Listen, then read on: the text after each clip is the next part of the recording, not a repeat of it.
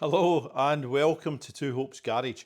My name's Jace. Thank you very much for joining us. It's dust coat day today, so that means we're going to inspect something under the Mercedes. Now that the transmission's out of the Mercedes, I thought I'd cast my eye over a few other bits and pieces. I'd already ordered up braking and suspension components for it quite a while back, but with been working under there lately, there's a few other things caught my eye and a few other things that I'm not quite happy with. So I'm going to get under there now and we'll have a wee look and see what needs sorting out under the Mercedes W126. So there we are, now we've got the wheel off, we're going to have a wee swatch and see what needs doing on the front suspension. We'll go into close-up mode. So starting from the top, the shock absorber's new. That was new 7 years ago when I parked it up. The spring, the rubber insulator looks remarkably good. The spring looks to be in good order apart from a bit of surface corrosion down at the bottom. Going up to the control arm and anti-roll bar bushes. So it's the original control arm, I believe. It's hard to say anything because there's caps over those bushes. Looking outboard, looking at the anti-roll bar bushes, I think you can see around about there, there's quite a lot of fine cracks through that. So I'm quite keen to see the end of the anti-roll bar anyway, because these things corrode, especially in the UK. So at the least up here, we're going to change these anti-roll bar bushes. The forward one doesn't look quite as bad, but we'll get a couple of new bushes for in there. Coming out, the ball joint actually looks okay. The boot looks to be okay. It's been quite hard to get a bit of leverage on that. It doesn't seem to be any real movement in it. I think once we take it apart, we'll assess it. At the moment, for up top, just the anti-roll bar bushes. Moving down, obviously some surface corrosion. Looking on the back wall there, brake ferrule, got a bit of corrosion on it, and I believe that is the original brake line. So that's just going to expand when we apply the pedal pressure. So I've got some new ones to replace that, so we'll definitely replace that. Coming out, the disc actually looks quite decent apart from a bit of surface corrosion. It's got quite a bit of corrosion on the other side actually. However, I've got new discs, so that's getting replaced. The brake caliper, they're ATEs. I'm going to get some rebuild kits for the front brake calipers, well, for all the brake calipers.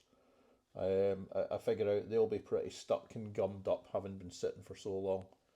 So I think it's £25 each side for a seal kit for them. So we'll redo those. The pads, as you can see, are pretty good, but I've got new pads, they're cheap as chips. I think it's TRW pads that I've got. Their stuff's always pretty good, so we'll go with that. Obviously, when I take the brake disc off, we'll be in about the bearings. I've got a new set of bearings. We'll just change them. Those will be the originals. So we'll get them changed.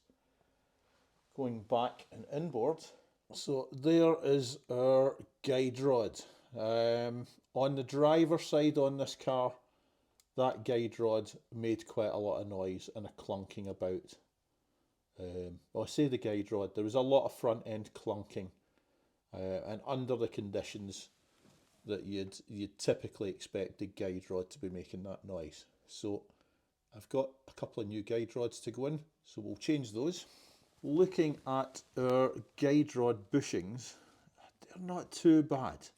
There's a wee bit of fine cracking on it, but not much at all really. I was going to leave them, however, going inboard, so that's the outboard bushing, and it looks okay. Although again, It's original, it's 34 years old, it's a rubber product, it's probably a wee bit past its best. Looking inboard, you can see that's had power steering fluid dripping down on it for many years. I think that rubber is squishy as anything. It's quite contaminated. So I'll take that off and change that.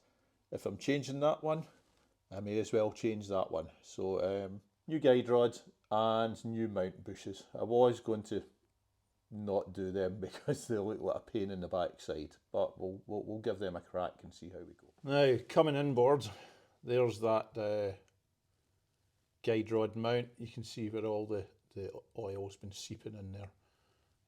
Again, the rubber at the bottom doesn't look too badly perished. However, we'll get rid of that. On the positive side, the bolt in there shouldn't be too bad to get off because it has been getting lubricated for the last few years. Looking up at it, you can see we've got a strut between the two guide rod mounts. It's been removed as part of transmission removal. Steering box. The steering box is leaking away merrily. That is on. That is going to get refurbished at some point. Probably not before I put the car back in the road. That might be part of a rolling refurb at a later jump. Looking up on the inboard side of the brake disc, you can see that lower control arm has got a lot of surface corrosion on it.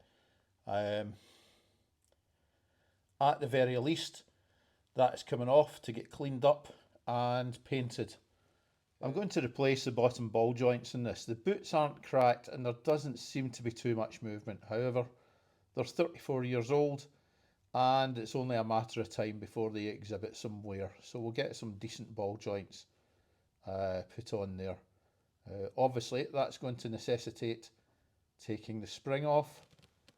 You can see the spring plate is absolutely honking as well. So I'm going to get all that off and get it cleaned up. The lower control arm inboard bushes, I believe, are the original bushes. They don't actually look too bad. So we'll assess them once that comes off. But there doesn't seem to be any cracking. There wasn't much movement. There wasn't any movement really. But again, it's 34-year-old rubber. So maybe I'll replace them, maybe I won't. We'll see. That arm is definitely coming off to get cleaned up though, because it's absolutely honking. So the track rod end, the rubber's actually pretty good shape. There doesn't seem to be much movement getting a lever on there, so we'll further assess them. But the tie bar is ugly as sin. That's going to, at the very least, get cleaned up. Moving in again, not much movement on the inner track rod end, and the boot seems to be in good condition. However, we'll do a further assessment of that and see if that gets replaced or not. Coming in on this side, and this is as far as I'm going to go in here until I do the other side. The steering damper is absolutely toast. I've had one of the ends of the steering damper disconnected and there's no damping action whatsoever. So there's a nice new one of them to go. So in summary, for the moment, on the driver's side at the very least, we'll get it split down. Shock will be coming off. It stays because it's new. Spring isolator looks good. Spring will get cleaned up, possibly painted up. New bushes where the anti-roll bar goes into the upper control arm. We'll further assess the upper ball joint. We'll clean off the arm here. So we'll essentially replace all the brake items. So we'll put new hose on, new brake disc, put a set of new wheel bearings in. We'll go for a rebuild kit on the ATE brake caliper. Obviously new springs and hardware, new sensor wire, new pads. The lower guide rod and mounts will be coming off and getting refreshed. Steering damper going further inside will get replaced. Ball joint, lower ball joint, that will be replaced.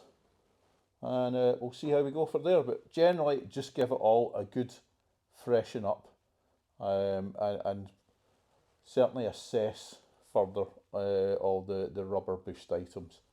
They're all past their first flush of use, and possibly could do with replacement. Well, probably could do with replacement. So, so next time round, tune in for some exciting front suspension disassembly, in which I take my life in my hands and use a cheap Chinese spring compressor on one of the biggest, scariest springs that I've seen.